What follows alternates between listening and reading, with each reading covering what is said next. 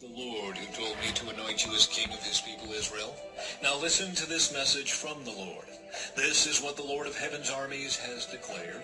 I have decided to settle accounts with the nation of Amalek for opposing Israel when they came from Egypt. Now go and completely destroy the entire Amalekite nation.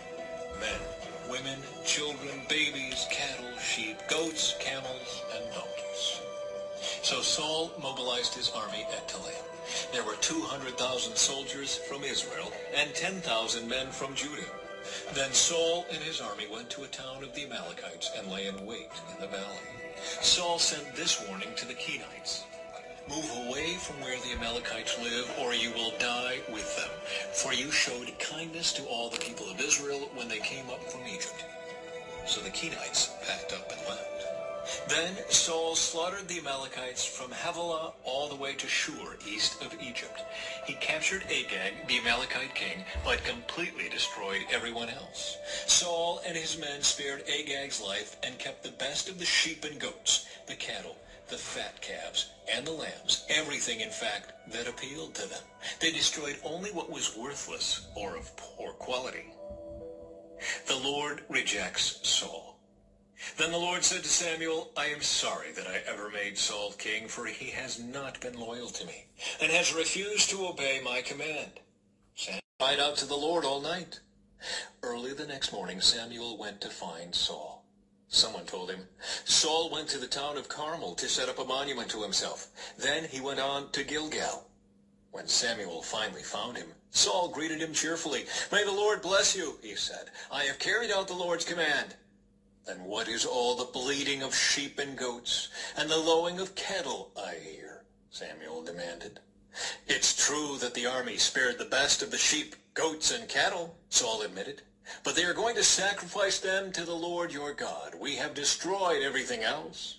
Then Samuel said to Saul, "Stop. Listen to what the Lord told me last night." "What did he tell you?" Saul asked. And Samuel told him, "Although you may think little of yourself, are you not the leader of the tribes of Israel?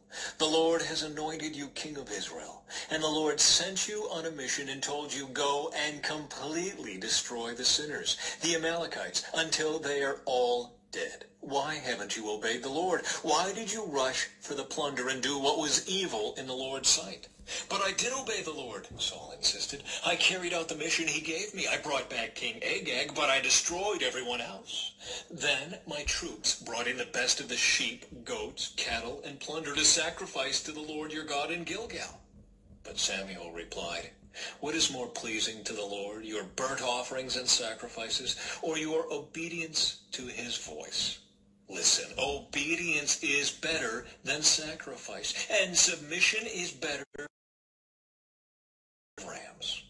Rebellion is as sinful as witchcraft, and stubbornness as bad as worshiping idols. So because you have rejected the command of the Lord, he has rejected you as king."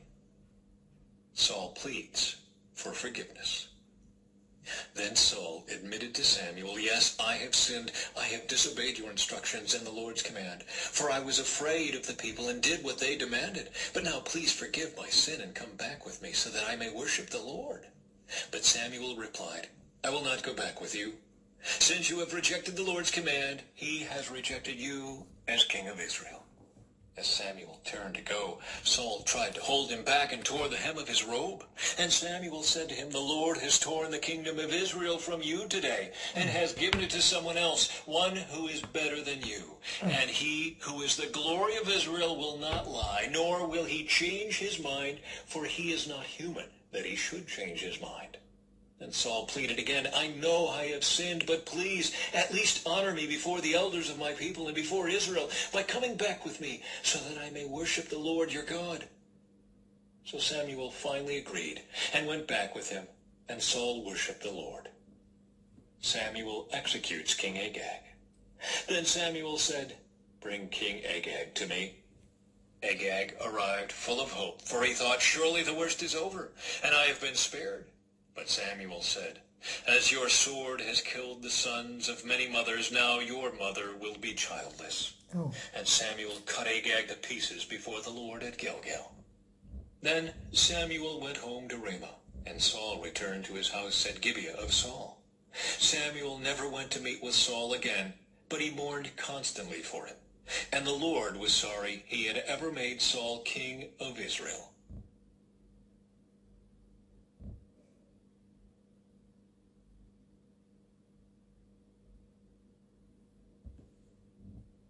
Chapter 16. Samuel anoints David as king. Now the Lord said to Samuel, "You have mourned long enough for Saul.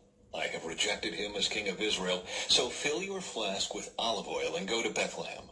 Find a man named Jesse who lives there, for I have selected one of his sons to be my king." But Samuel asked, "How can I do that? If Saul hears about it, he will kill me." "Take a heifer with you," the Lord replied, "and say that you have come to make a sacrifice to the Lord. Invite Jesse to the sacrifice, and I will show you which of his sons to anoint for me." So Samuel did as the Lord instructed. When he arrived at Bethlehem, the elders of the town came trembling to meet him. "What's wrong?" they asked. "Do you come in peace?" "Yes," Samuel replied, "I have come to sacrifice to the Lord. Purify yourselves and come with me to the sacrifice." Then Samuel performed the purification rite for Jesse and his sons, and invited them to the sacrifice too. When they arrived, Samuel took one look at Eliab and thought, "Surely this is the Lord's anointed." But the Lord said to Samuel, "Don't judge by his appearance or height, for I have rejected him. The Lord doesn't see things the way you see them. People judge by outward appearance, but the Lord looks at the heart." Then Jesse told his son Abinadab to step forward and walk in front of Samuel. But Samuel said, "This is not the one the Lord has chosen." Next, Jesse summoned Shimei, but Samuel said, "Neither is this the one the Lord has chosen." In the same way, all 7 of Jesse's sons were presented to Samuel. But Samuel said to Jesse, "The Lord has not chosen any of these." Then Samuel asked, "Are these all the sons you have?" "There is still the youngest," Jesse replied, "but he's out in the fields watching the sheep and goats." "Send for him at once," Samuel said. "We will not sit down to eat until he arrives."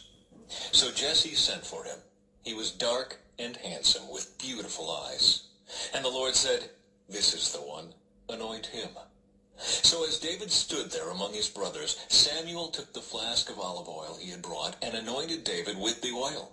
And the Spirit of the Lord came powerfully upon David from that day on. Then Samuel returned to Ramah. David serves in Saul's court. Now the Spirit of the Lord had left Saul, and the Lord sent a tormenting spirit that filled him with depression and fear. Some of Saul's servants said to him, "A tormenting spirit from God is troubling you. Let us find a good musician to play the harp whenever the tormenting spirit troubles you. He will play soothing music, and you will soon be well again." "All right," Saul said, "find me someone who plays well and bring him here." One of the servants said to Saul, "One of Jesse's sons from Bethlehem is a talented harp player. Not only that, he is a brave warrior, a man of war, and has good judgment. He is also a fine-looking young man, and the Lord is with him." So Saul sent messengers to Jesse to say, "Send me your son David the shepherd." Jesse responded by sending David to Saul, along with a young goat, a donkey loaded with bread, and a wineskin full of wine. So David went to Saul and began serving him. Saul loved David very much, and David became his armor-bearer. Then Saul sent word to Jesse asking, "Please let David remain in my service, for I am very pleased with him." And whenever the tormenting spirit from God troubled Saul, David would play the harp. Then Saul would feel better, and the tormenting spirit would go away.